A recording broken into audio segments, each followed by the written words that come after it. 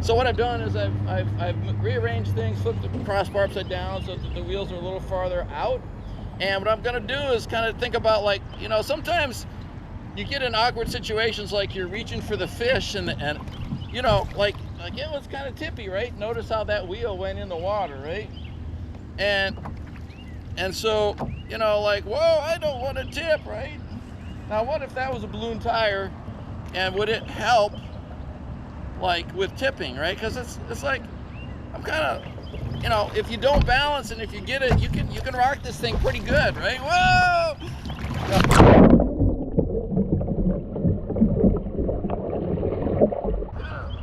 You know, if you don't balance and if you get it, you can rock this thing pretty good, right? Whoa! If you'll notice really carefully when you watch this video, that I mean, the kayak just reaches that tipping point, and I'm hanging right in between recovering and tipping right at this point, and I captured that so you can kind of see exactly where things are at. So notice that the freedom bracket on the right hand side, you know, the top of it's at about at the water line. Yeah, I've reached kind of the top of the gunnel.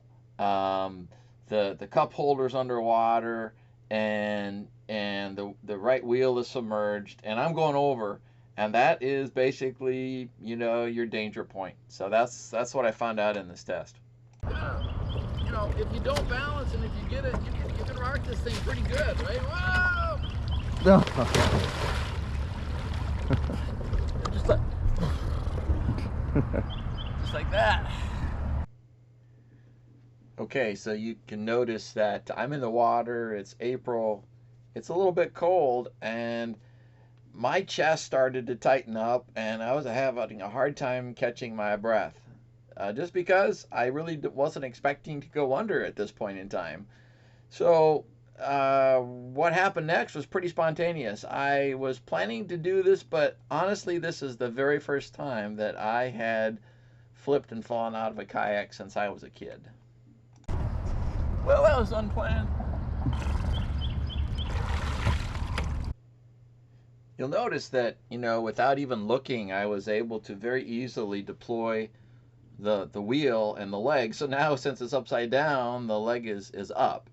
And I'm going to use that as a lever to at least attempt to rotate the kayak over. And, you know, to be very honest, I'd kind of rehearsed this in my head. I've never done this before in my life. This was a first time for flipping the kayak, a first time for attempting to use the deployed leg as a lever to flip it over.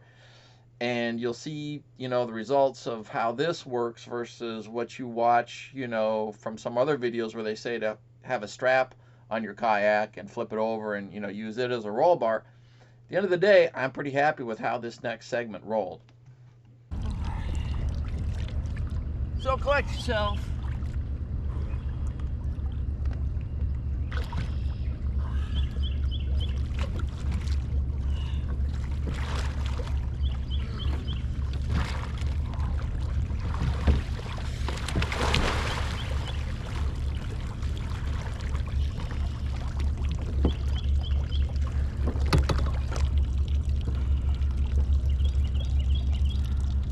I'm going to try just to get in the normal way, which would be to reach across or from the edge.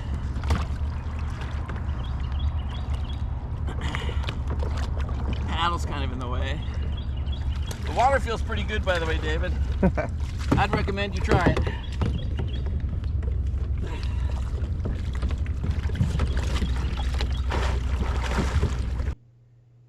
So I was in water over my head, and I mean, literally, this is the very first time I've tried to re-enter my kayak from the water. Really any kayak as an adult. And you know, as I reflect back on the whole process, you can see I'm pretty well over the hump. I've got my body mass pretty well in the center of the kayak, and I make my way in. As I look back on this, it was a lot harder actually to flip the kayak over than it is to actually re-enter the kayak from the side once I had it upright. So that's my experience.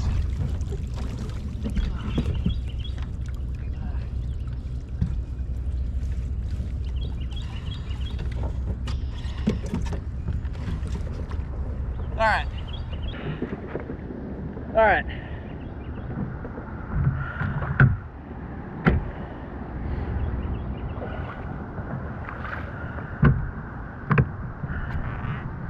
So that wasn't too bad. Okay, so you'll notice that I have the landing gear down, and you know why, I don't know. I kind of still discombobulated at this point in time, but I will say, actually, you know, having the landing gear down, putting that weight lower in the water actually is going to add to stability to a kayak. And in fact, like if you're trolling or even just like stationary, I'd recommend actually putting the wheels down. They're going to act a little bit like sea anchors. Those tires are going to grab the water, and so no harm done if you're really not wanting to go anywhere. Putting weight further down is just almost like ballast below the water line. That's actually not a bad thing. And I wasn't thinking that at the time. I was just trying to survive the moment. But anyway, but I'm fresh. I'm fresh. You know, it's like I haven't been out fishing all day. What happens if you're tired?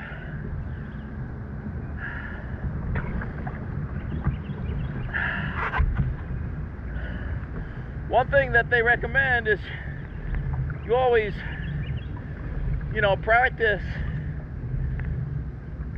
recovering in a kind of a relatively safe location. Hopefully with a buddy that can help you if you have any problems, right?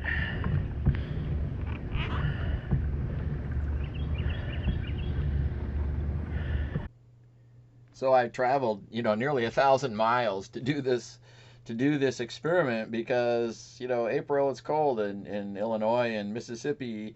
I just took I-55 straight south. It's about the easiest way to go.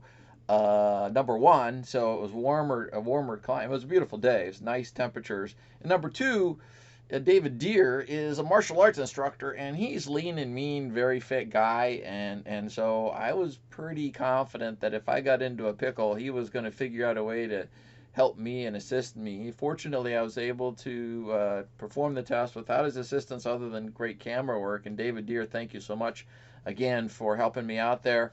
And check out his channel. He's got a pretty cool YouTube and TikTok channel. So thanks, David, for being the cameraman and helping this test be successful. All right, I'm going to recover my paddle.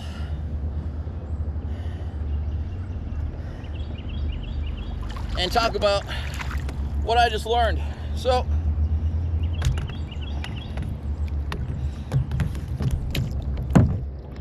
the funny thing is, I was planning to do that experiment a little bit later in the day. I was just kind of warming up to it. And I've never flipped the kayak before, right? But I was kind of trying to see just how stable it was if I was kind of off center and balanced. So, I mean, it just goes to show you that it flipped and I wasn't even trying to flip it. I was purposely trying to rock it, and we went over. I did use the leg, extended it, gave me some leverage to flip the kayak around, and even that, it was a little bit challenging, but it got the job done. So now, what I'd like to try to do is put some balloon tires on this and see if it resists the flipping motion, even just a little bit, with a little bit of extra buoyancy on the side. This is David. We'll catch you next time with the balloon tires.